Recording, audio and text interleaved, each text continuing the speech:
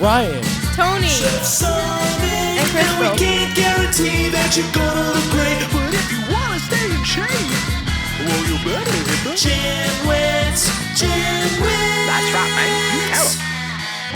man. welcome to the GymWits podcast. I'm Ryan George. I'm Justin Guild, a.k.a. Chef Sonic. And I'm Tony Marinucci, a.k.a. Tips with Tony.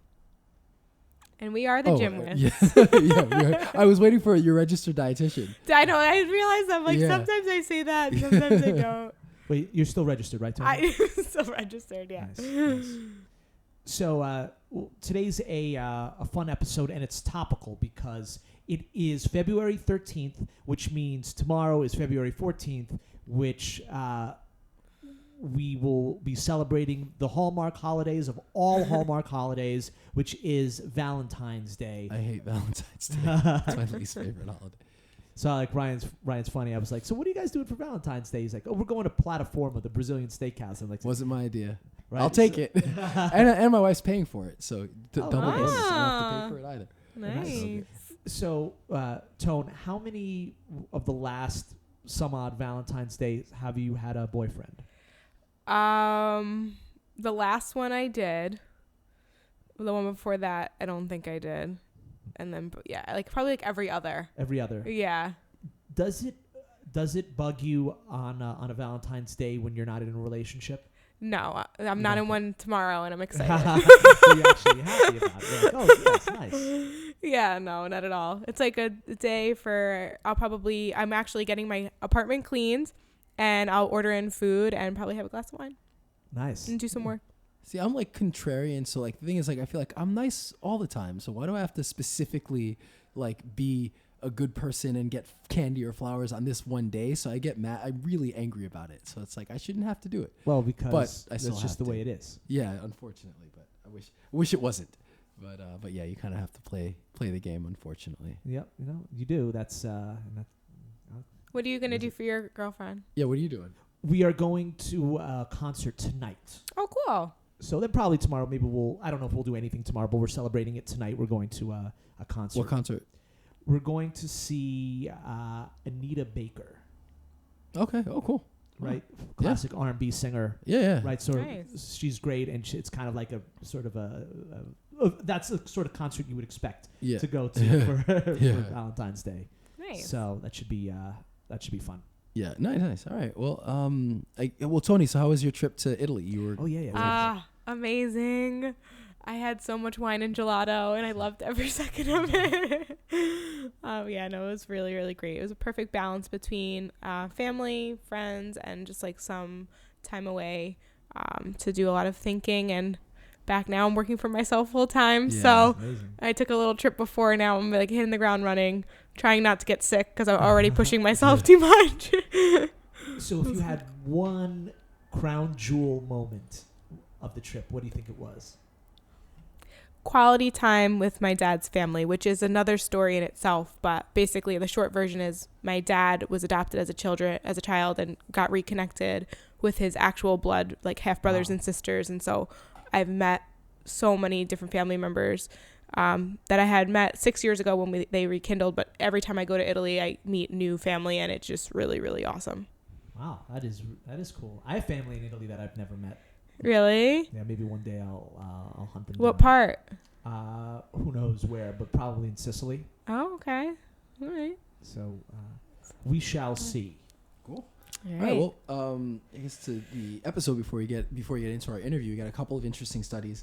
So let's see. The first study, I like this study because it kind of shows you why you can't always like put all your eggs in one basket when it comes to these studies. And in this case, it's a situation where it's very likely that actions were enacted because of a potentially bad study. So the study like negates a bad study. So I'll explain now. So it's from the University of Colorado at Boulder. And so basically it has to do with testosterone limits for female athletes. So basically, the track and field organization, I'm blanking on the name, but of the kind of the main the international kind of track and field organization, recently instituted certain rules as far as women competing, and so basically, so the normal range for testosterone, and this is just for reference. You're not going to need to know what a nanomole is, but for women, it ranges from 1.2 to 1.9 nanomoles per liter of testosterone. For give you something to reference that against, men would be 7.7 to 29.4, so that's a huge range. Now, for the purpose of competition, the commission made it so that women must be below 5 nanomoles per liter 6 months prior to competition. So basically, if they're above that number, then they have to take medication in order to bring themselves below that number. So in order to compete internationally. So now then a couple other important things. So basically 7 out of 1,000 elite women athletes have what would be classified as high testosterone then. So above that number.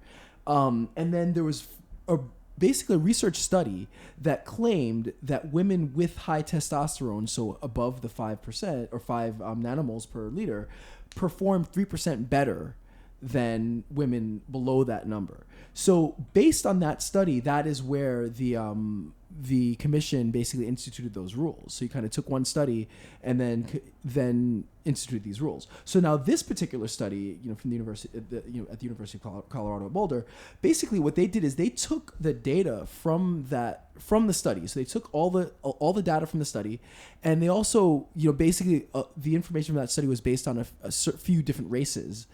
And they were able to kind of, take the information from the races and from the studies. And what they found was what they termed, a lot of errors and anomalies, in the data. And basically they found that the actual research paper, the original research paper was so erroneous that it should be retracted. And they found things like duplicate times were used. Athletes that were banned for doping, their numbers were still used in the study. So, for example, let's say you were part of the study and you tested at higher than like 5 nanomoles per liter, but then it was found out that you were doping. Theoretically, you should be taken out of that because you were doping already. So of course you're gonna have high testosterone. So basically, their conclusion was 17 to 32% of the study was in error. And so, from their perspective, that whole study should be retracted, and they need to rethink, the rules basically. And so, it's again interesting study. I haven't seen a reaction to that yet. So I don't know how the commission will react or how the original study, people originated. But that's the importance of replication in studies, and why we always are even accurate, accuracy, and just method. Why we can't always one study does not scientific principle make. We need as much information, and we need to replicate in order to really get more information. This is a great example to me because it shows like bad, let's assume that this new study is accurate. Bad study led to real world changes which may have been wrong. And so and we've actually seen that in many facets of life where something that was considered scientific or accepted was used, as sort of the accepted norm, and other decisions were made based on that. Yeah. Like one that is completely not the same, not fitness related, but basically, I remember hearing that there was a guy that he could determine what his dogs were saying, and he was used in court trials. Yeah. Where like dogs were either witnesses or not to a so-called crime, and they took his word, and decisions were made. But it turns out that he was completely full of it. That there was no science behind it, and he was debunked in the future that he was a fraud. Mm-hmm. But people made decisions based on his word because they believed it to be true, and it was accepted. So now I have one question about the initial study. I know that your report was on the subsequent study. So the not allowing or making or forcing women to take a medication to lower their testosterone if it was above the 5 moles or whatever it is. Here's my question about that. Is that because anything for a woman above that would be she would have to be doping, so it's to counteract that? No. Because it seems relatively unfair if someone is naturally okay. So that was the question I was going to ask. Be like, oh, you're 6 foot, you can't play basketball above 6'5". So that was actually that was the question I was going to ask both of you guys next. Is regardless of that, the idea then is, there is you have an advantage if you're above that number. So we're going to, and there are other, there's some other issues, kind of more social issues around it, that, it's not worth getting into because that's a whole podcast in itself. But, I guess I'll ask both of you guys this question. Should it matter? Let's say above 5, you do have a significant statistical advantage as a woman or as a man, because you could argue the same thing. Sure. I guess I'll ask you this first, Tony. What do you think? Is it right to require women then to reduce their testosterone levels? Well, I think if naturally a woman has a lower amount of testosterone, the question is why do they have more? I think there might be like something going on.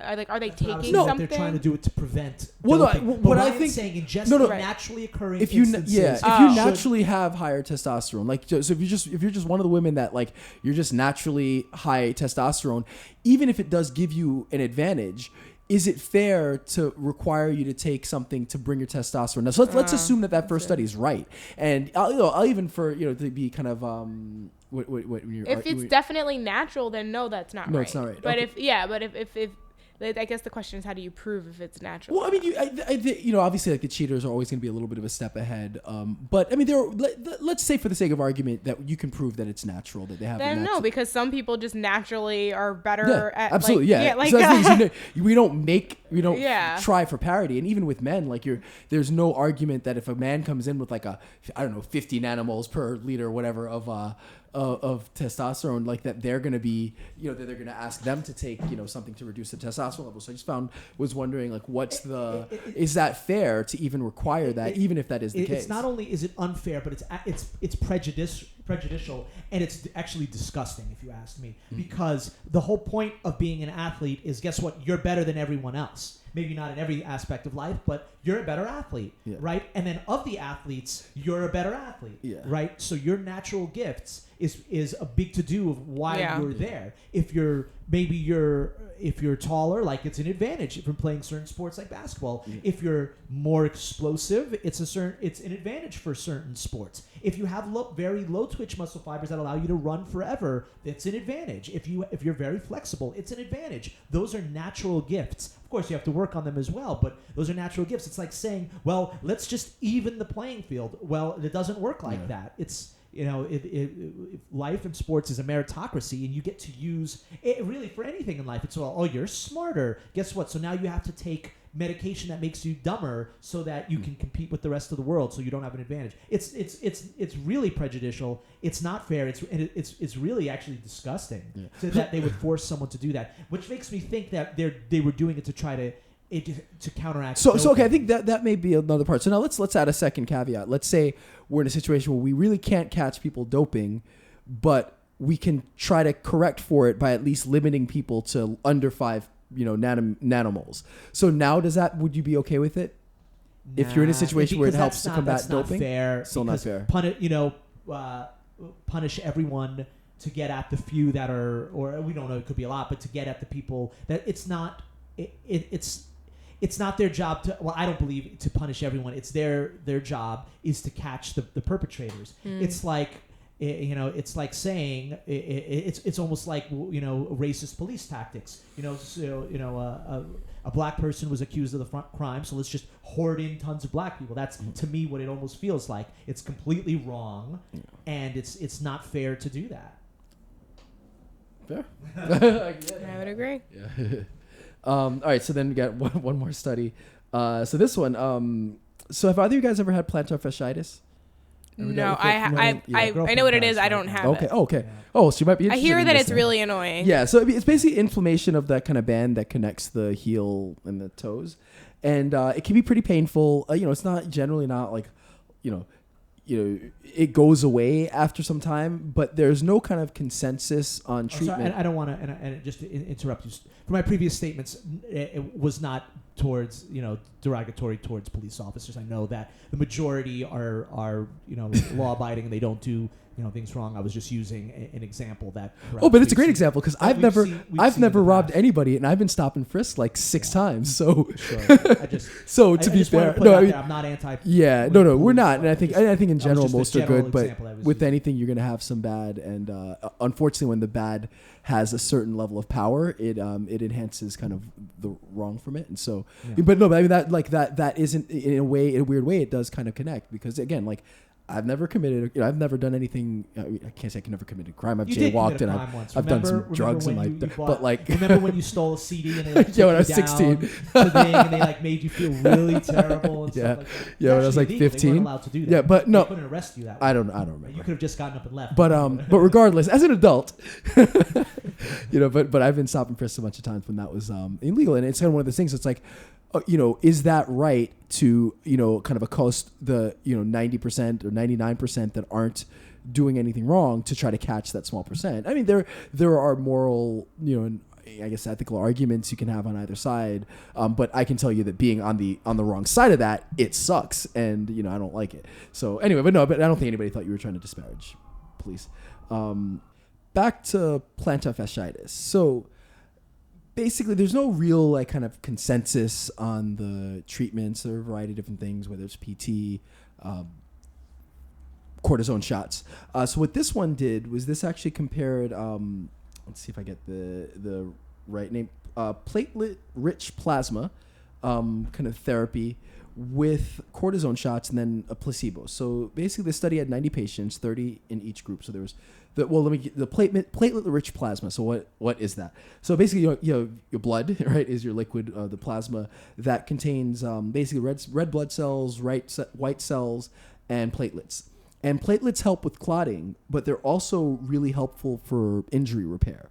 So basically, the way that this therapy works is they draw your blood, and then they separate out the platelets and use a centrifuge to increase the platelet count. And then they re-inject it back in. So in this case, the study had 3 groups. So you had 30 in each group. So you had the platelet group, the cortisone group, and the placebo. And what they found was that after 3 weeks, the cortisone group felt better. So also the test was their kind of pain assessment. And so the cortisone group actually felt less pain after 3 weeks. But and I guess I should add one more part. So they tested them 1 week, 3 weeks, then 3, 6, 12, and 18 months later, in those intervals. So again, 3 weeks later, cortisone wins. But between 3 and 18 months, the platelet group won, or kind of they saw the most benefit. They had the least pain. And in addition to less pain, the cortisone was much more likely to repeat treatments and or get surgery for the issue, and obviously compared to the placebo was the lowest on on all of those. So it's interesting. So I guess the idea now is to figure out why is it that the platelet group had the longer lasting effect. So I guess the idea would be then that the cortisone works as far as pain reduction, so it helps with dealing with the pain, but it's not fixing what's fundamentally wrong with the foot. So that's why you're gonna down the road need surgery again or need another cortisone shot, where it seems as if the PRP therapy actually helps to repair something, and so that it's doing something structurally that's fixing it. So that's kind of the next step, is to see, okay, what about this is actually causing fixing the issue with the plantar fasciitis, because it is a very common issue, as you said, your girlfriend and amongst runners and plenty of people. It's funny. It's like one of those things where you've never heard of it, and then all of a sudden, like now, lots of athletes and just regular people, it's now become a common thing. Yeah. So it's right now. So of course, when that happens, you're wondering how to treat it. So this could be very valuable. Yeah. I'm sure they're still doing research and still looking into it. Well, and it's been used as treatment for lots of different injuries. I don't know what the status is in the U.S.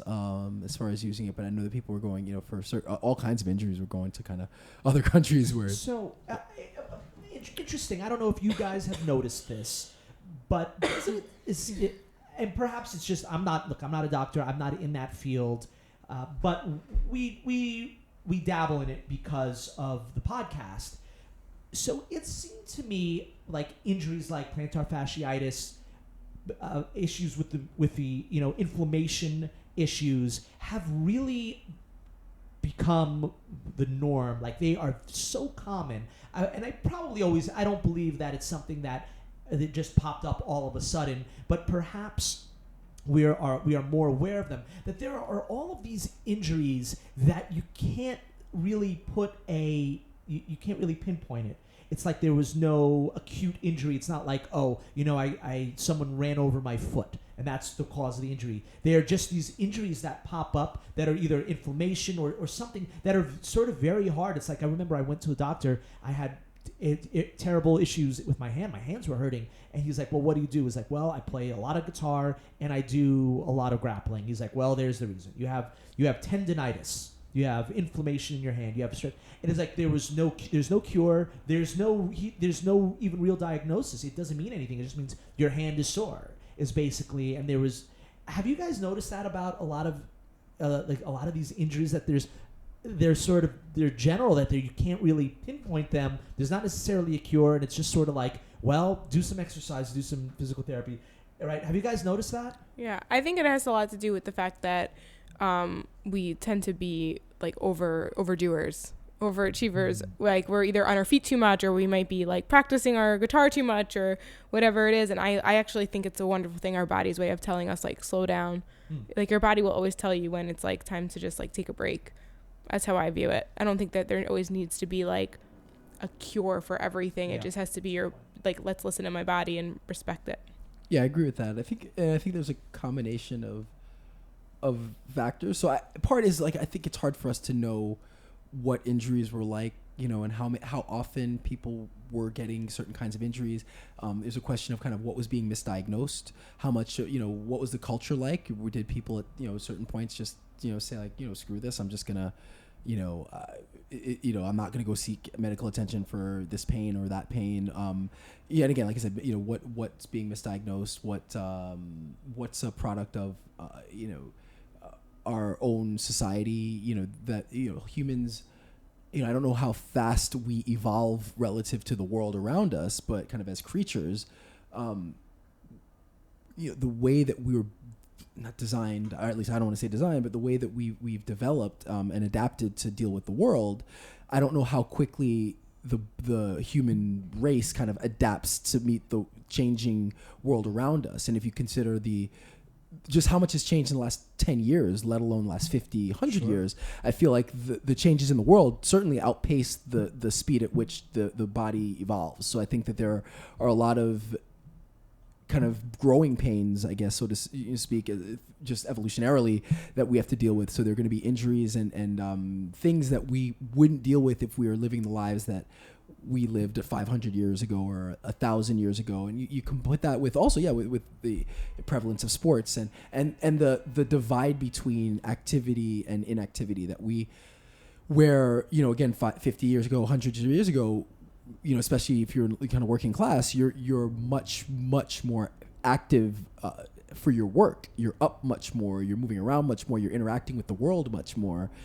So, and there wasn't the leisure time and leisure activities, weren't going to have to be, you didn't have to work out because your life was kind of was more active. So I think that where we live these lives where we're very sedentary, but then we mix it with these, very intense bouts of movement and exercise, and how does that interplay with the body? I think there's a lot of those questions. So, I don't know how much more or less it is than before, but I think that the kind of prevalence of these injuries kind of makes sense, because I just can't imagine that the humans are evolving at the rate that our world kind of has been changing, especially over the last 100 years or so. Yeah. And of course, where the GymWits comes in is that with a lot of these injuries or pains come the cures and the fixes for them. And as we know, a lot of them are, snake oil. And at any issue that'll arise, someone will come up to sell you some product or service that's going to fix whatever ails you, right? And that's not a new thing either. So. No. So, all right, well, let's get to ready. We did a long intro. So let's get to our interview. We got a really cool interview. Why don't you tell people what we have on tap? So Tony was telling me, I know someone. She is a dating and relationship coach and expert, and we should have her on the GymWits. I was like, that's awesome. Let's do it as a Valentine's Day show. And yeah, it was great. And just a couple of things before we get into it. Right, this is based on the information she's gathered, her research. So some of it borders on psychology and psychiatry. So I liked a lot of what she had to say, but just so that you know that these are her views and what she's come up with, and also that she is an expert when it comes to the women's side of things. I would love to have a relationship expert that deals with more of the side of things, when it comes for men. So that'll definitely be down the pike. Do you guys anything you want to add before we get into it? No. So I thought it was amazing, and she had some really cool stuff. So here is our interview with Melissa. Hey everyone, we are here with Melissa Ledger. Hey Melissa, how's it going? Hey, good. How are you? Not bad, not bad. Certainly can't complain. Well, I guess I could always complain. I'm in New York. That's what we do. But really, I shouldn't be complaining. So Melissa is a relationship dating advice coach, right? Is that correct? Is that correct? A yes. proper title? And I think it's perfect because it's just in time for Valentine's Day. Yes. So we'll be asking you all the juicy stuff. But before we get into all the good juice, we are a fitness and health podcast. So we always like to ask about our guests' fitness background and or their journey, whether you were super fit or you played sports as a kid, or maybe later in life you got into working out in one way or another. So tell us about that. Okay, so, as a kid, I did volleyball, basketball, cheerleading, soccer for one season, which was miserable because I was a horrible soccer player. But, I was very active, but somewhere, I don't know, in my early 20s, I think corporate America got to me and I started kind of packing on extra weight. And, probably about a year and a half ago, I found myself at my heaviest weight. And I really I'd always worked out, but it just felt like I could never really get consistent weight loss. And I would try it for a while. And then I felt like I was working so hard and then not really getting the results that I was looking for. Looking back, I was just, we just had so much misinformation. And so, and I also just wasn't doing a workout that I really loved. So about a year and a half ago, within the last year and a half, I lost 40 pounds in about a year's time, and I started ballroom dancing. But ballroom dancing was just like the inspiration to. I had a deadline. I was going to be performing and competing and being on a stage, and I just loved that. I just thrived under that, having that deadline. So it really forced me to. I started walking. I live in New York City as well, so I would walk to the studio and I would walk home, and then I was like, my gosh, I need more. But the dancing and the walking, just that getting active and doing something I really loved, inspired me to go to the gym and start lifting weights. And then I actually hired someone to prep my food, and I still have someone prepping my food every week because I just hate doing it. I'm not a cook. I have so much work I do from 5 a.m. until I fall into bed at 9 p.m. or 10. And so that has been the game changer, that managing diet. And now I really just love the gym. I go to Equinox now. I take classes. I'm still dancing, preparing for another competition this summer. And so, yeah, that's me in a nutshell. Awesome. And I think you've hit on all the GymWitsian points to being healthy and staying fit. Is find something you love to do, give yourself a goal or a deadline, right? And then, of course, make sure that you have your food prepared, that you don't just wing it, that you have a plan when it comes to eating. So you've hit on all the points, and it seems like you're doing well with that. Now, speaking of, you mentioned the corporate America and your profession. So speak to us a little bit about what you do, and then maybe a little bit of how you got into being a dating relationship coach. Yeah, so full-time, I'm a banker by day, and I am a relationship expert and enthusiast by night, or every lunch hour, everywhere I can fit it in between. It's my passion, my obsession.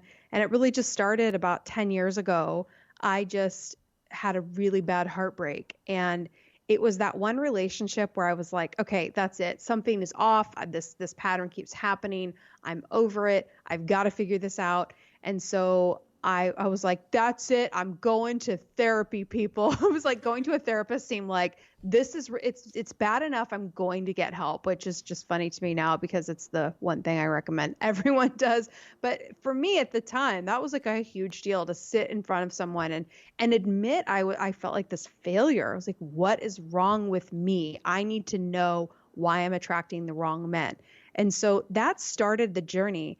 And through that journey, I ended up developing this whole concept called Gumball love. And it's really long to go into, but the basics are I realized I was attracting attention-seeking men. And it borders on narcissism, but a lot of guys weren't, then they say, which I feel like is a higher percentage, but narcissists are only 1% of the population. But I feel like there's an in-between, and that's what I call Gumball love, where people are seeking the sugar high of attention, and they are not satisfied with developing long-term connection. So I was meeting men that really loved the sugar highs of all the attention, the excitement, the, infatuation, all of those things that were happening. And I was interpreting their intensity from the high they were getting from the attention as actually connecting with me. And so when they would pull away or they would cheat or they would start acting different, I would think it was me and I would work really hard to fix the relationship. But what was actually happening is the high from all those sugar rushes were wearing off and they weren't really developing a true connection. And this is what I talk about is the difference between healthy relationships, people that are married, they can do everyday life. They can do Monday, Tuesday, Wednesday, where the gumball person, and there are gumball girls and gumball guys, they are always looking for the next quick fix, or the person that's looking at their phone when you're telling them an important story. They're just not able to really connect with you. And I know we all do that. That's just a quick example, but it's like that person who always changes the subject away from you, or they're not really paying attention, or you feel like you're always there for them and they're not there for you. So that's your gumball person. They may not be a bad person. They may not be a narcissist, but if we continually date these kinds of people, we're always doubting our own sense of self-worth, or we're questioning it. And that's what happened to me. I would just get lower and lower. My self-esteem would just constantly get beat up because as I experienced their quote unquote rejection or lack of getting high or stimulated from, because you can't get high twice off the same things. Like, these guys would lose interest because they needed another stimulant of some kind.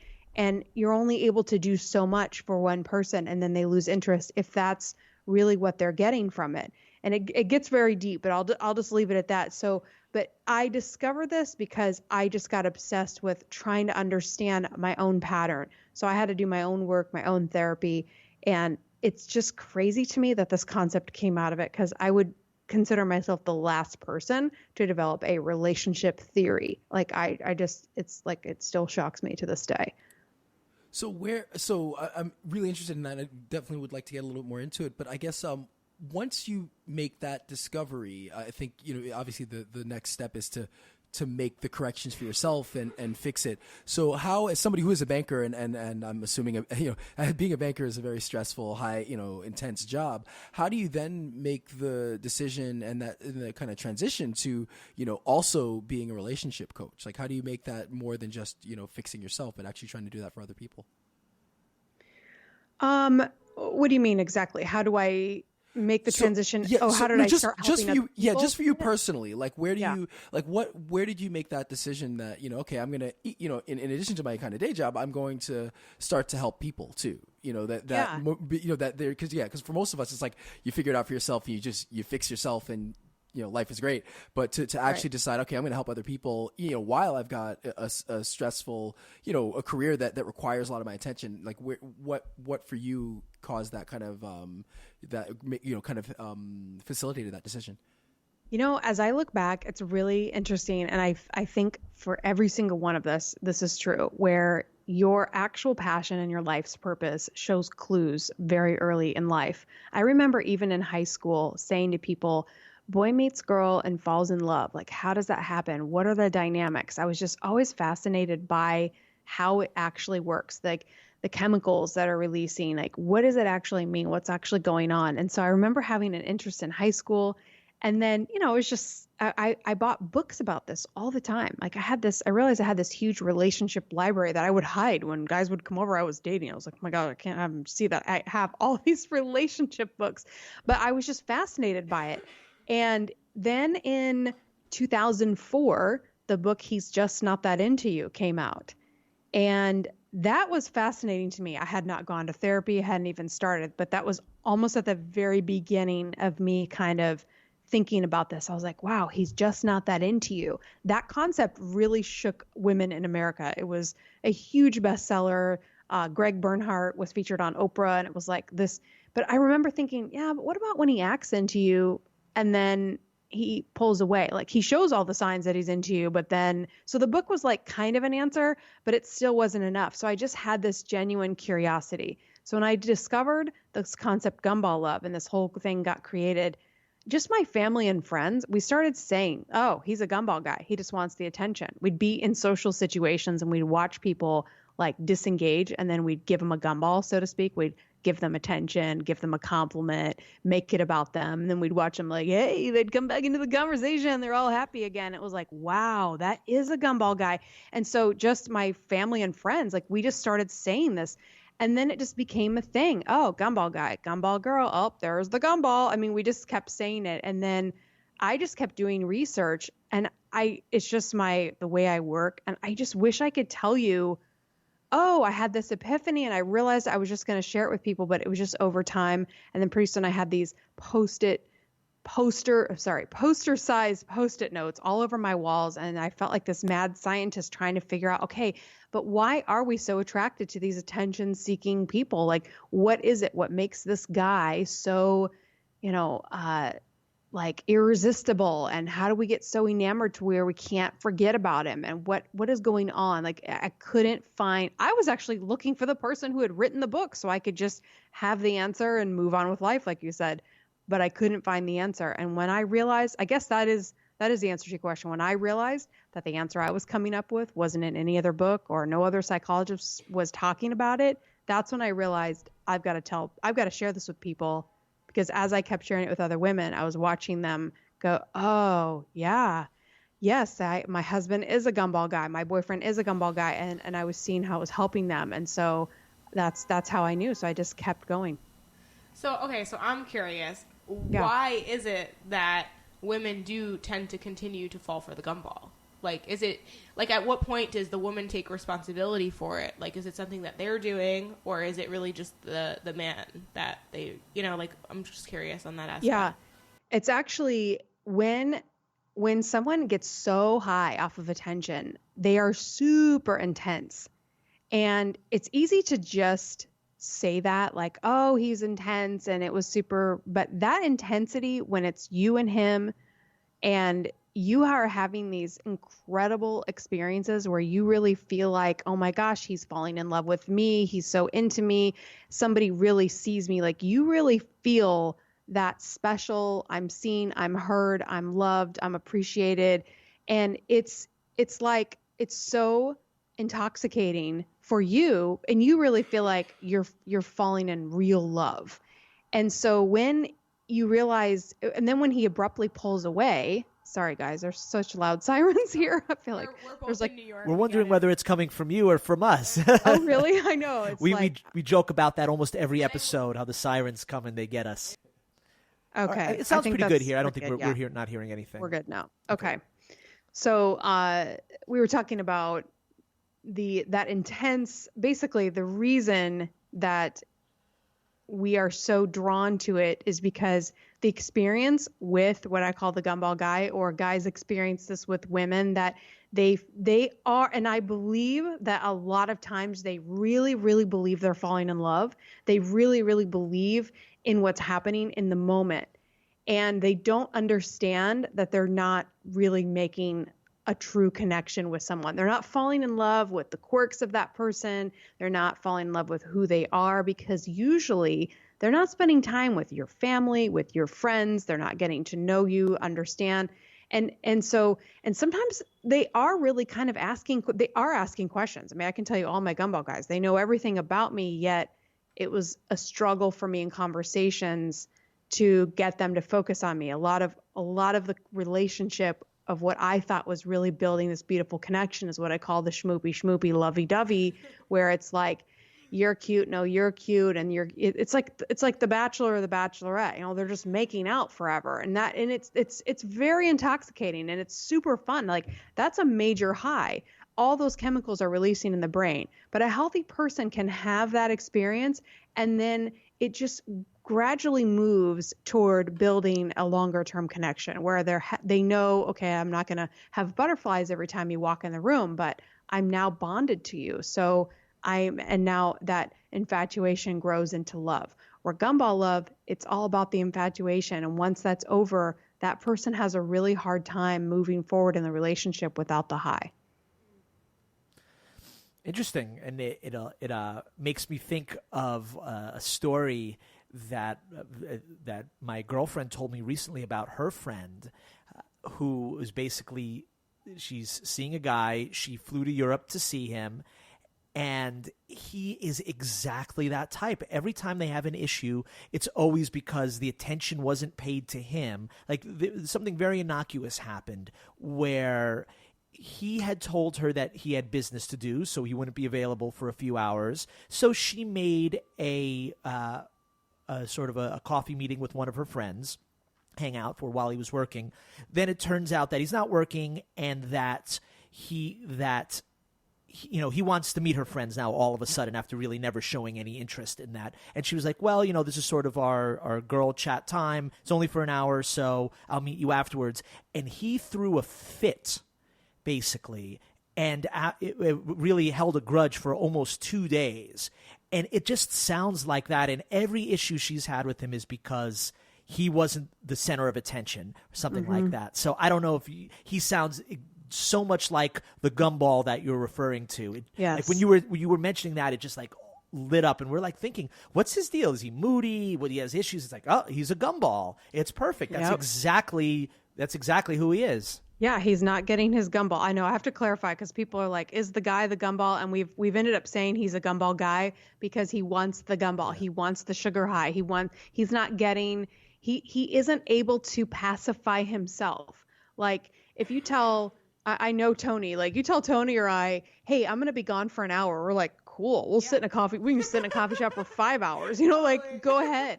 You know what I mean? Like that's like, actually, you're like, that's giving me a treat. But like for an hour just to entertain myself, like that's nothing for normal people. So if someone's throwing a fit, you have to realize, okay, I have to keep him.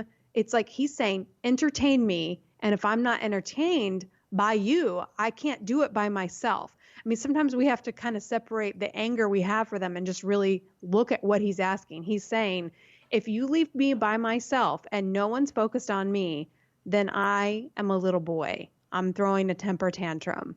And that's when you realize the Gumball guy is a boy. He's not a man. He's not mature. So the lovey-dovey part is easy. But the actual relationship part, I mean, it is work. But if you're an adult and you're grown up, then you understand this part. You're not confused by work that comes in the relationship. This is just part of what you know. Yeah, if I'm staying over at their place, we're going to maybe clean the apartment, or we're going to order food, or we might organize a closet one day. You know what I mean? It's like stuff that regular couples do. This is like foreign to a Gumball person because this is not entertaining. It's not about them. So things that they're not into, they get really fussy, which causes the other person to be then constantly worried, like, okay, is this going to be okay? Is he going to be mad? Is this going to be entertaining enough? Because if they're bored, they're miserable to be around. Yeah. So I guess a question, of a kind of a micro question and then a larger one is kind of when Justin mentioned the reaction, my thought would be that the kind of Gumball guy might become more withdrawn and distant, and maybe almost want to spend less time because whether they're cheating or they're seeking the attention elsewhere, when they're not getting the attention they require, or also I think not even the attention but maybe the effects of it wears off. So they might be getting attention, but it's just not hitting the same spot. I guess my question is it more likely for the person to become withdrawn, or do they lash out at the person and say, you're not giving me enough attention, or something's not right? And then I guess the second question, which also ties into this, would be kind of what are kind of signs and I guess symptoms of it? Like what are you going to look for if you have somebody in a relationship that is kind of the gumball guy or gal, like that you things to be aware of with that type of a person? Yeah, great questions. So will they withdraw? Absolutely. And a lot of times they withdraw and they don't really understand why. Sometimes I call it like the fussy baby syndrome. They get fussy and they're like, they get irritable. And you're like, what is wrong with you? And you don't know how to meet the need. And it's like, no matter, like a lot of times you're trying to pick a color of a gumball. Will a pink gumball work? And they're like, no, that's not the one I want. And then you're like, how about red? How about green? And you're like, dun, dun, dun, dun. You're doing this dance for them. My therapist used to say, you're doing the dance again. You're doing the dance. You're trying to be what he needs. And so then sometimes they'll withdraw. And then when they withdraw, this is why I have a major issue with Men Are From Mars, Women Are From Venus, John Gray, who says the man goes into his cave, which a lot of therapists have said nobody can go into a cave, man or woman. That's like, I'm in my cave and I'm going to decide when I come out. Not that we don't give people their own personal time, but the way it's written, it's like he goes into his cave and you've got to wait for him to come out. Well, that's a form of control. Like we can't retreat and withdraw and then create a fear of somebody not being able to approach. Couples are freely approaching each other. This dynamic, this is also what I did as like, okay, I need to interview hundreds of couples and understand what actually happens when couples are happy with each other. Nobody's going in a cave. Nobody's playing games. They're just not doing this. It doesn't even cross their minds to do this kind of stuff. So these are all myths that I work really hard to debunk because it causes a lot of women to go, oh, well, now he's withdrawing. So now what do I do? And it's like, and if a woman were to do this to a man, all of a sudden she stops talking or they stop texting or they go quiet. Or if you're married to them, people will say, I haven't talked to my husband in 3 days. Like, because it's a way to control and manipulate. But I don't think a lot of times they understand why they're doing it. They're not getting that high or that rush. And so you asked the second question. You said, will they withdraw? What was your second question? I lost it. The second part was more just what are like the other kind of signs of somebody who, I guess what are the signs, maybe almost like when you meet the person, are there signs that you can, are there things you can observe about the person on the first date or even upon meeting them that like, this might not be the right type of guy. But also I guess what, within the relationship, like what are signs that person is starting to, like the effect of the drug is starting to wear down and that, they may need, So yeah, I guess that's it. Yeah. Like when are the effects of the drug starting to wear down? So red flags right out of the gate, I would say first text messages are lazy. So laziness is first right away. Hi, how are you? HOWRU, no punctuation. First message like this. And it's not about the girl. It's like, this is a guy who has so little respect for himself that he reaches out to a woman he may be interested in dating and he can't even type out a full sentence. Those are immediate gumball guy. He's like throwing quarters out there to see who will bite. Here's a quarter. Will you give me a gumball? So how do you respond? Good. How are you? It's like, who are you, Ron? Sometimes you don't even know their name. It's like, okay, so how are you? It's like, I'm not going to tell somebody how I am. I don't even know who they are. So that right away is like really lazy texting, which is epidemic. Like this is going on. I mean, I get them on Instagram. Hi, H-I, lowercase h, lowercase I. I mean, it's just like the punctuation just kills me. Funny story. I got a text in the morning, one random day, from some guy, and it said, "Hey, it's Joe or John, whatever. It's Joe from the Quad. What's up?"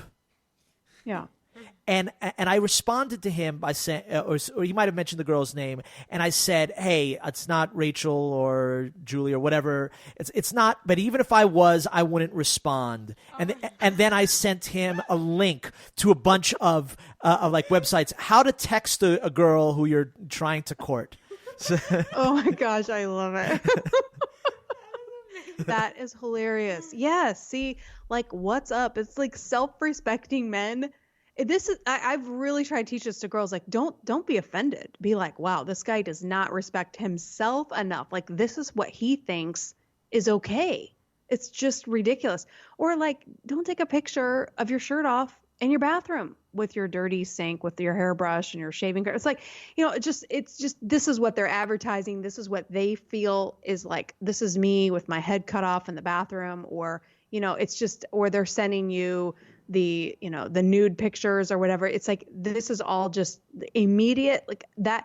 We can talk about how gross it is, or we can talk about how inappropriate, but really it is saying, I need attention. Give me attention. This isn't saying I want to connect with you. I want to build a relationship with you. I want to get to know you. It's not saying any of those things. But women we are like bombarded. When you get into online dating, you're so bombarded by it for so long that you start to lose like perspective of reality. You're like, okay, wait, this is not normal, right? This is not okay. Because I would say 99% of the men, that's how they're communicating online, which also makes me feel like online dating, I feel like, is not a representation of men at all, but I think it's a great hiding spot for these insecure types. They can send messages, they can be really antisocial, but they can hide behind a dating profile. So it just makes that process much easier for the lazier type of guy.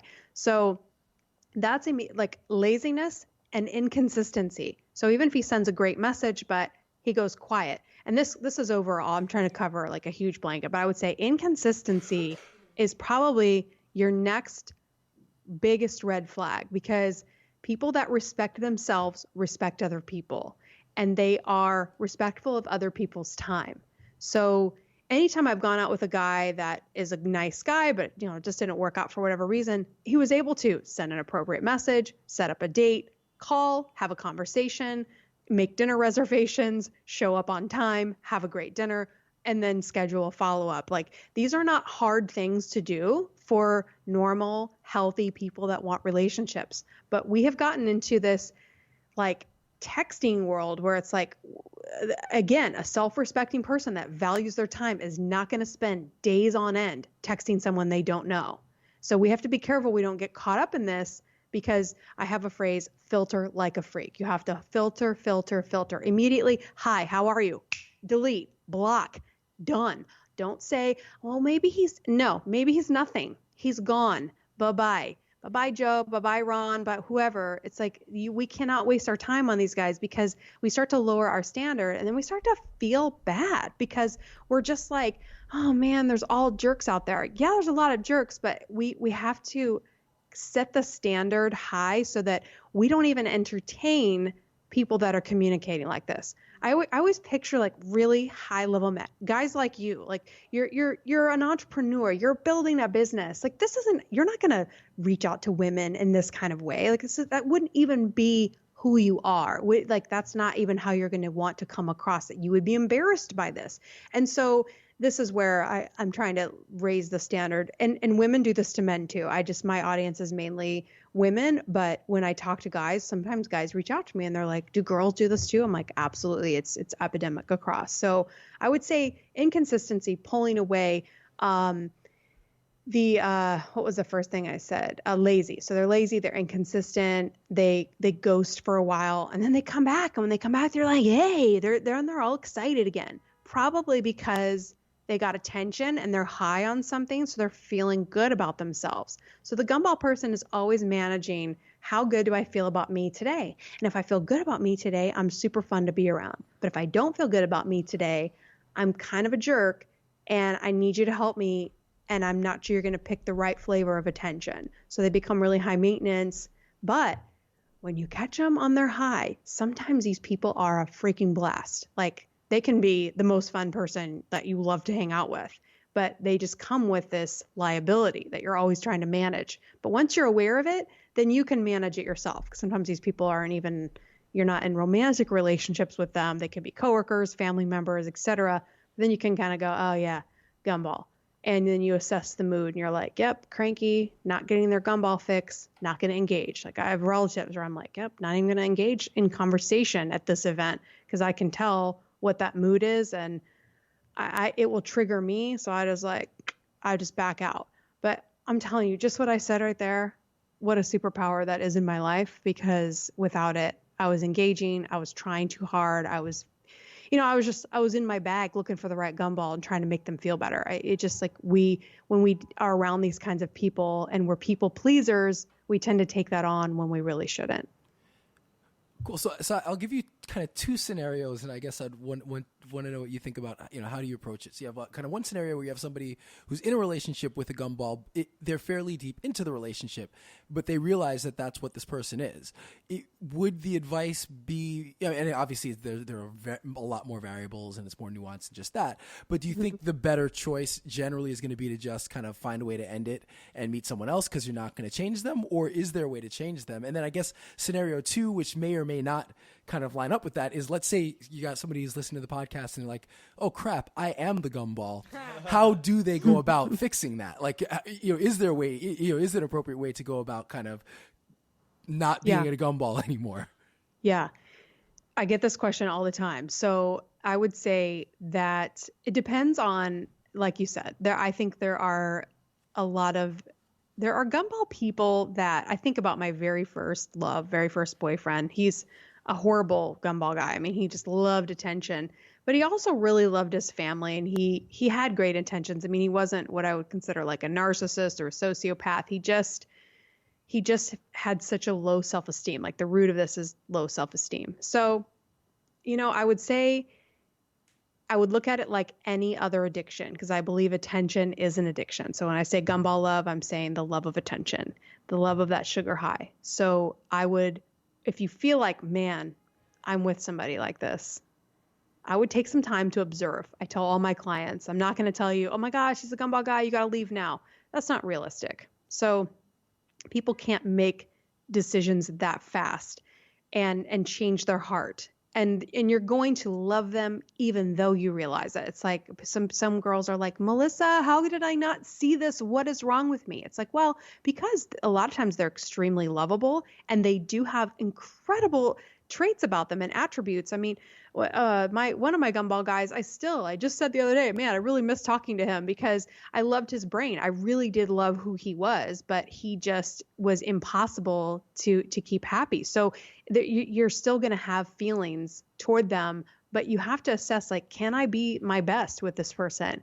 Are they going to invest in my life? Like, is this person investing in me at all? Or do I just love them and I know that they love me, but I'm not really getting that support, like that girl you mentioned, where she can't even go with her girlfriends without worrying about him. I call that being the troll in the corner, where he's at the coffee shop, but he's trolling out. He's getting all like, he's got his arms folded and he feels like he's in timeout. Like that's for me, too much of a liability to deal with. Like, I feel like my purpose in my life is more important than dealing with somebody like that on a regular basis, just to say I'm in a relationship or that I'm married.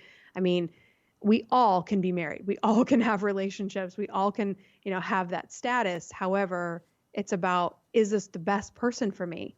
And so I think you have to just spend time and observe that person and not try to change them. So a lot of times we get all this information and we're like, I can help you, but it's just like a drug addict. Can they change? Absolutely. But they have to realize they have the problem. They have to go to treatment, which my dream for Gumball Love is to have a treatment for these people so that they can see it. But it's a lot for them to face about themselves. So your other question is, if someone's like, oh my gosh, am I a gumball person? Am I attention seeking? I would say if you're even able to ask that question, then you're already ahead of the game, because most gumball people are like, they immediately think everyone else is the gumball person. They never think it's them. They're like, oh yeah, they want attention all the time. Like they think people want attention because they're taking it away from them. So they see attention seeking people as just people that are actually talking about themselves and not about them for a second, so it's almost impossible to convince like a real Gumball person that they actually have the problem. So, and if they have the problem, even if they do admit it, they are a risk. They are a high risk person. They're high risk for cheating because instead of like working, when they have to work through a conflict, if you've ever been in a fight with a Gumball person, it's like, that's no fun for them. There's no sugar high in a fight. They're like, you're trying to fix something about them. They don't like looking at themselves. And so they can't be introspective or take blame. So you end up really, I've looked back, I was apologizing for them just because I wanted to move on. It was like, I want to move on and repair, but they weren't able to repair damage. And so a lot of your issues in your relationships just go unresolved because they aren't willing to do the work and look at themselves and say, yeah, man, I did that. I'm really sorry. And then have this the self-awareness to not do it again.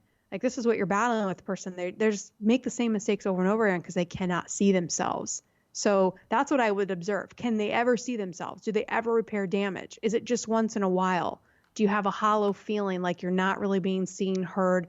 Because a lot of times we're with these people and we don't realize you should be seen and heard and respected. You should feel confident and comfortable and be totally yourself. You shouldn't feel like you have to be managing this other person all the time.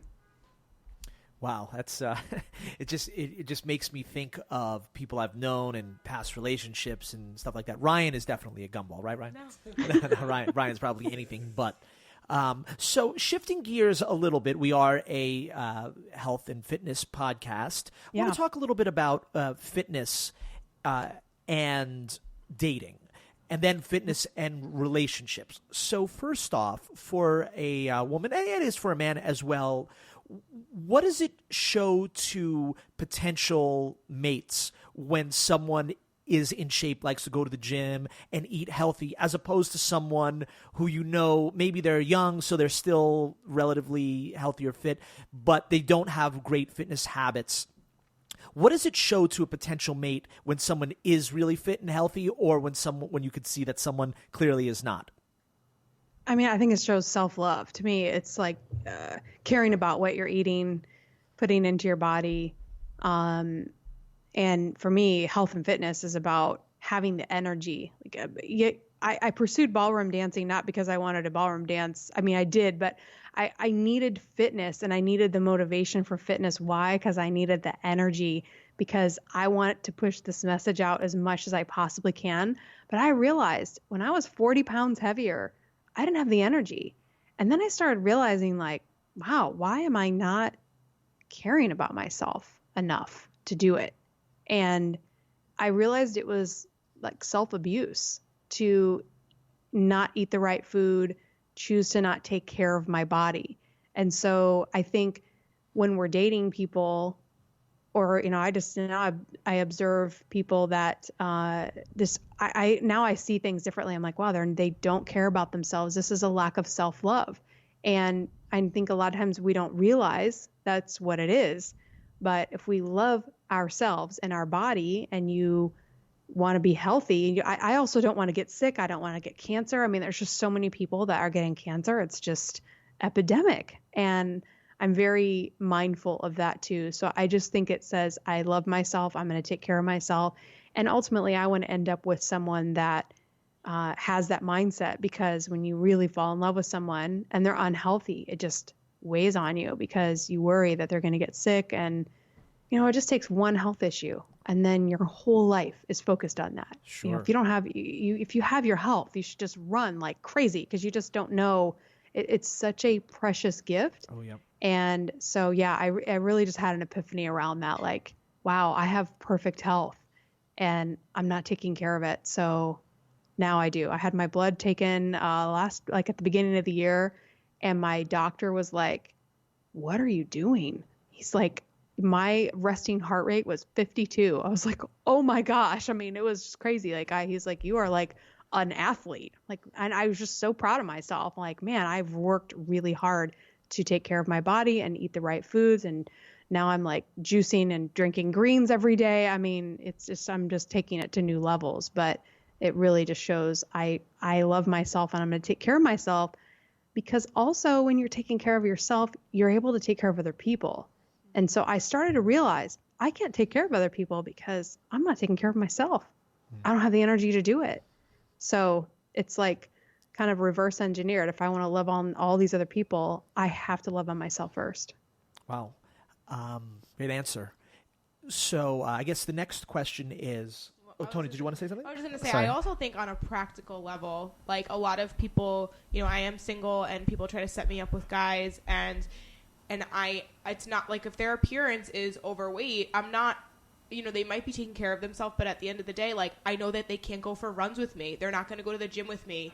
If they're not a healthy eater, like it's the day-to-day stuff is going to be complicated. So that's kind of like one of my like first things that I kind of look for. Let's be honest, they're just not as hot. Come on, we could all say it. It's just like, it's the truth. But no, it's there's a lot to it. Like it's not just about the appearance. It's about the fact, like, yes, self-care, but then also like, what are we going to do together? Like for me, a Saturday is like going for a run or like taking a yoga class or, taking a cooking class. Like those things are really important to me. And if the guy I'm with doesn't appreciate that or understand that, it makes it difficult. Like, and if they don't understand, like, I'm going to go to the gym and I might be there for 2 hours. Like, what are you going to do? And that's how I think the more practical things don't really work if you have two people that aren't taking care of their health. Yeah, exactly. And then I don't want somebody eating pizza and tacos around, like you don't need the temptations. So if someone's, really unhealthy, then that would be difficult because I can't have that stuff in my house. Like I can't have chocolate or like chips. I will eat them. Like it's too tempting for me. So I have to be very disciplined. Like everything in my house is healthy. So yeah, Nice. But that's a good question. Mm-hmm. So always a big issue in relationships. So two people have been together for a long time, and all of a sudden, well, maybe not all of a sudden, maybe it's been a slow decline, but one partner starts letting themselves go, right? Or, not worrying about their health, maybe not exercising, not eating right. They're starting to gain weight. They're starting to not become as physically attractive. Maybe they don't have as much energy. How do you deal with that issue right now? Some people might say, I don't want to answer the question for you, that, there might be issues of like depression or things like that, which certainly becomes its own issue. And you would have to seek medical help for that. But maybe in general, how do you broach that subject when you say to your partner, look, I'm not as attracted to you. I'm not as happy with you. We're not doing the stuff right. You're gaining weight. You're not in shape. You're not fit anymore. And it's affecting our relationship. Should you bring that up? How do you bring that up? Oh, that's a tough one. I mean, like you said, it really depends on the person. But I think that just like when I said at the beginning, I wasn't connected. When I was at my heaviest weight, I wasn't connecting with anything outside of work that I really loved to do. So if I had a partner that was in that situation, I would probably start trying things outside of the norm, like going and doing something together, like ballroom dancing, maybe if I could get my partner to dance. But like, a lot of people don't want to do that. So I would just try thinking like, okay, what does he like to do that maybe he got away from? Like, did he play basketball when he was in high school? Maybe joining like a basketball league, or did he, maybe it's just getting together with friends or really like, I mean, I think finding something you really like to do is key, but it's also, are you really connected to what you want to do in life? And I think a lot of people get into that where they don't care about working out because they're really not stimulated and they're not connected to their purpose. They're not really doing what they wanted to do. They're in a job that they don't like. And so their everyday Monday through Friday is really depressing. And so when 8 to 5 just sucks the life out of you, it's really hard to be motivated to go to the gym because, you're just, all of your drive is going away. So I think the motivation, I don't know, it's different for everybody, but I would focus on that. I would say, okay, honey, what's your, like you always kind of know where your partner really wants to go. Like, I know you wanted to start your business, but what's stopping you? Or having those conversations and then getting them just be like, well, I'm scared about this or I'm scared about that. And then just trying to help them. I mean, you can't do it for them, but I think, at different parts in my career, if I had had a spouse along the way that could have said, I know you're having a lot of doubt right now, but I believe in you, and just showing that person you believe in them, and trying to get them to get back to seeing their own worth and value. Because once you see your worth and value and what you can give, then you want to take care of yourself so you can give back to others. So yeah, I mean, I would say something fun, giving back to community too, just going to a homeless shelter. I mean, just sometimes like just helping other people, it just really snaps you out of what you think are your problems. Like go to a homeless shelter and you're like, wow, you feel like you go home and you feel like you walked into a palace. I mean, it's really an amazing mindset shift. So I don't know, I would start with there, giving back, connecting with your purpose, maybe going to something like, a Tony Robbins conference or something that would shake things up a little bit, that you don't have to be the person trying to teach. Because I feel like when we become a mother or a teacher or a father or a teacher to our significant other, that's a major buzzkill. It's like, you don't want to be lectured by your significant other. I always tell my girls, don't tell him how to be in the relationship. You're not his mom. And as soon as you take on that role, it doesn't make anybody feel good. So you have to let each other be who you are. And because that decision has to come from within. Yeah, and I think that you bring a good point. Like, there's a big difference between supporting someone, telling them that you believe in them, and then trying to, like, that saying, like, you can bring a horse to water, but you can't make it drink.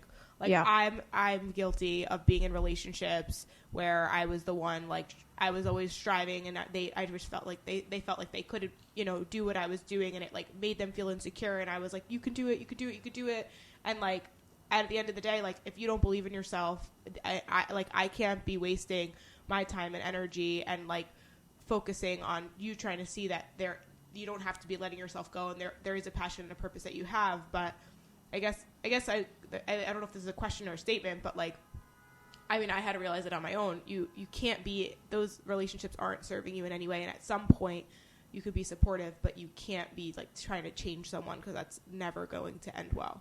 Mm-hmm. Exactly. Awesome, Melissa. Well, I didn't know what to expect. Tony mentioned, we have a dating relationship coach coming on, and I was expecting a lot of the normal things that you hear about. You have to work on a relationship, and you have to have communication, and sort of the generic things that you hear. And there's nothing wrong with that, but the concept of the Gumball, Gumball love, which sounds like a fun song. Maybe I'll write a song about the Gumball. It's such an enlightening concept. And even for someone like me and for Ryan, and we're in pretty strong relationships, just thinking about people we know and just like our past, it's really enlightening. And for Tony, I bet you it's been. I've got a lot of lessons. Yeah, I appreciate that. I really do. Really great stuff. So you have a new website, and you have an academy that you're working out as well. Tell us about that. Yeah, actually, so the academy, I got to a point, I've done, this will be my 4th academy. It's an online course that I do with women. So we do it for 4 weeks, and we do 4 live classes where we do it as a group. And it's usually a group, probably about 15 women in each group. And so we meet live once a week, but all of the content is pre-recorded. You have videos and audios.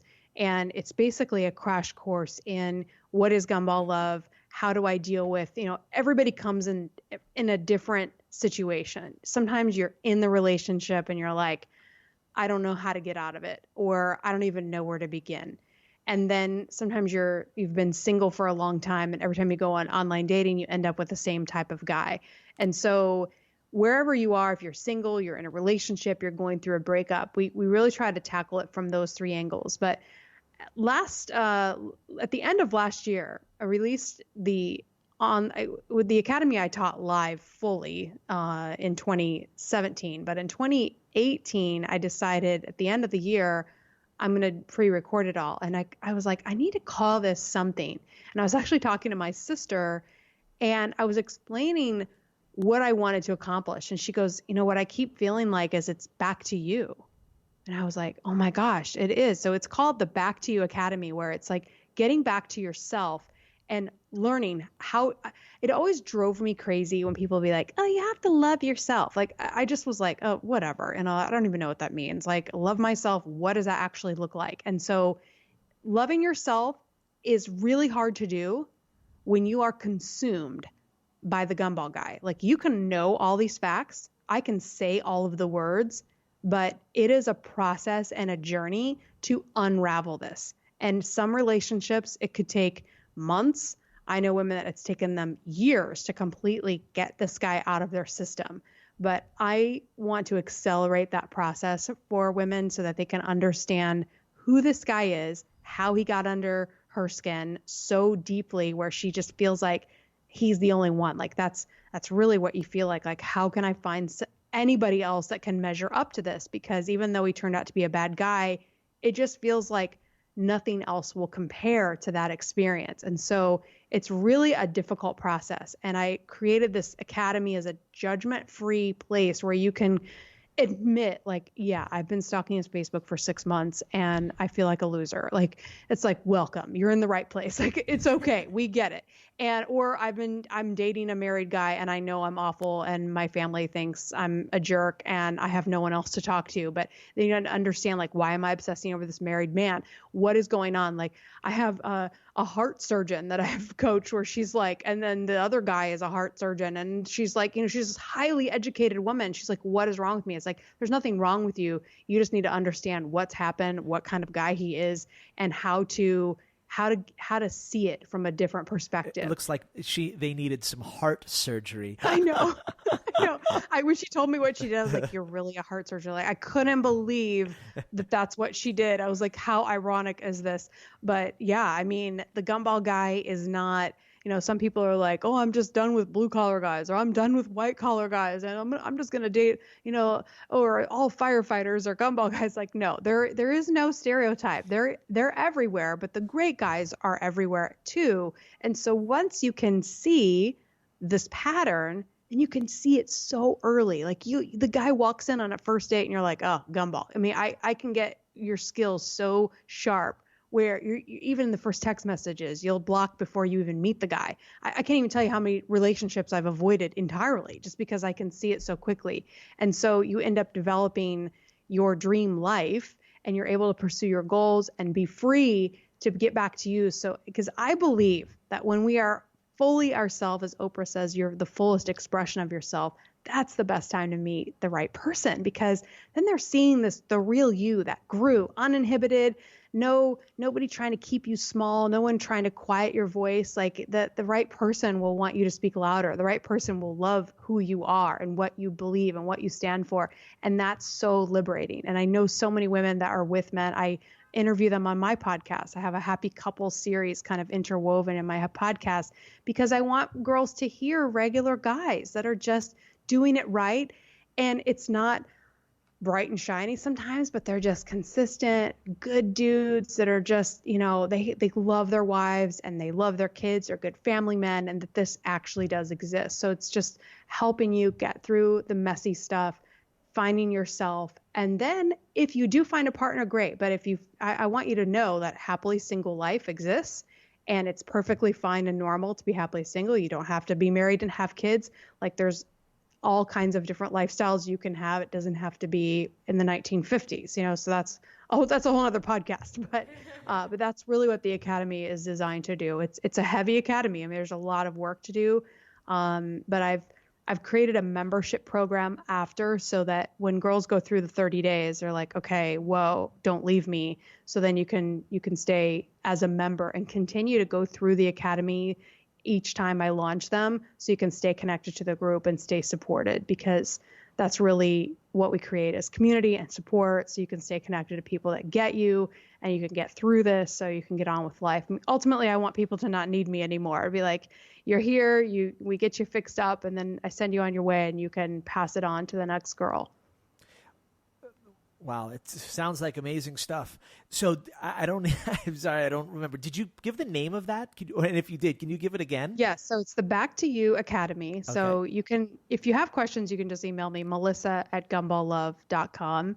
And then gumballove.com will have all this information as well. So it's probably by the time this airs, it'll be done. We're hoping to have a launch Valentine's Day. So I think we're going to try to put this up tonight, special Valentine, so it's out by tomorrow. Okay, perfect. So that'll put the pressure on us. We're just doing finishing touches. So nice. Gumballove.com should have all the details, and Instagram, I'm the Melissa Ledger, THE Melissa, and then LEGER. So you can find me there, or on Facebook too. It's facebook.com/coach Melissa Ledger.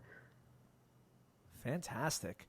Well, Melissa, thank you so much for coming on the GymWits. This was a really, really fantastic discussion, and we all learned quite a bit, and it's making us really think now.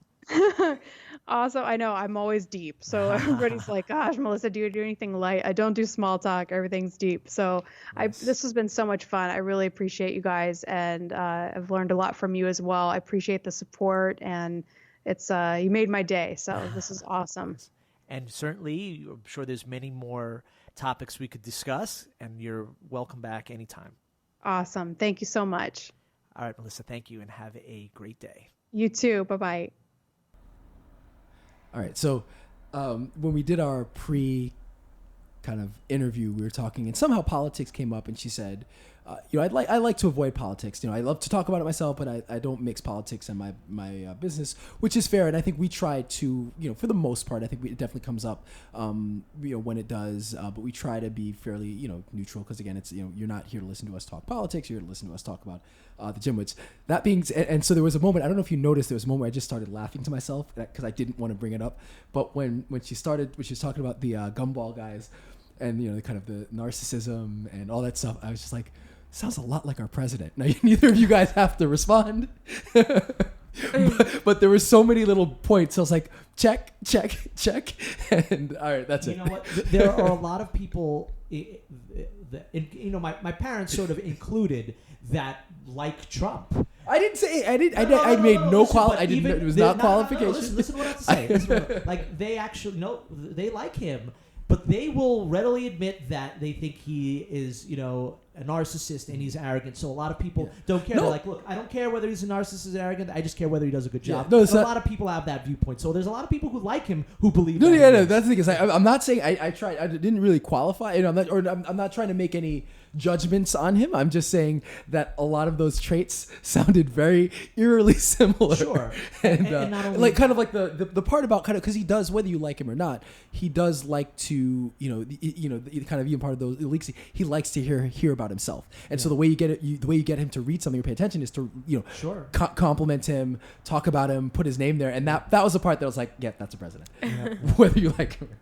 So I like how you brought it there, Ryan. Yeah, I didn't say anything bad about him. I said I just said he a was fairly objective. Well, come on, is he not? He's definitely a narcissist. I have quite a few friends that like him, and they'll readily admit it. I mean, he's a narcissist. Good ability, but at the end of the day, look, if you're a narcissist, that like for example, there are a few people in the race that I might would think are somewhere on that spectrum too, but if they are for the policies I'm for, I don't care. So yeah, it's like you can be a narcissist and still be for the right things, so yeah, again, no judgments, just saying. Tone, have you ever dated a narcissist? Yes, I have. My ex. Straight up. Not fun.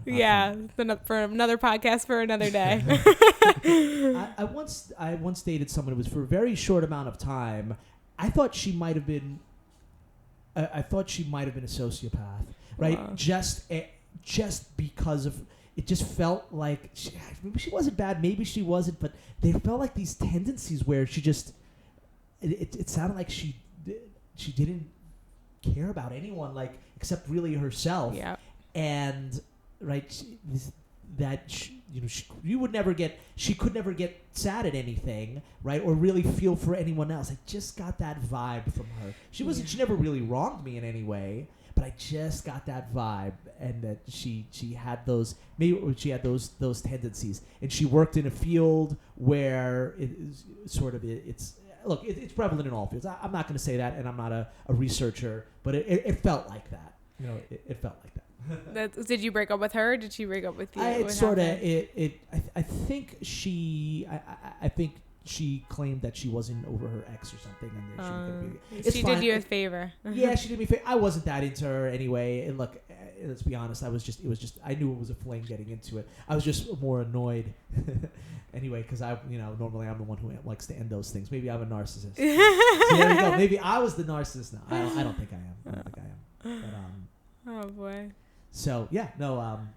Anything else to add? I thought that was. I still thought that was pretty cool. Yeah, no, it was cool. Right, that whole concept of the of the gumball is interesting, and like it makes you think. It's like, how many people have we known that are like that? Yeah. The only thing I would want to explore, but it would have made for a bigger podcast, is I think that's the gumball idea. I think applies to everybody. So I don't know that it's just a specific type of person who is fixated on that, and then once they don't have it, they leave. I feel like that happens in a lot of relationships, and that's the part that a lot of people need to work on. Is that because to me the gumball, right? I keep wanting to say bubblegum. Yep. The gumball idea is very similar to the honeymoon idea. When you talk about the honeymoon phase of a relationship, I feel like it's in a lot of ways it's the same thing, where every relationship, or most, especially that start, you have that phase where just things are great,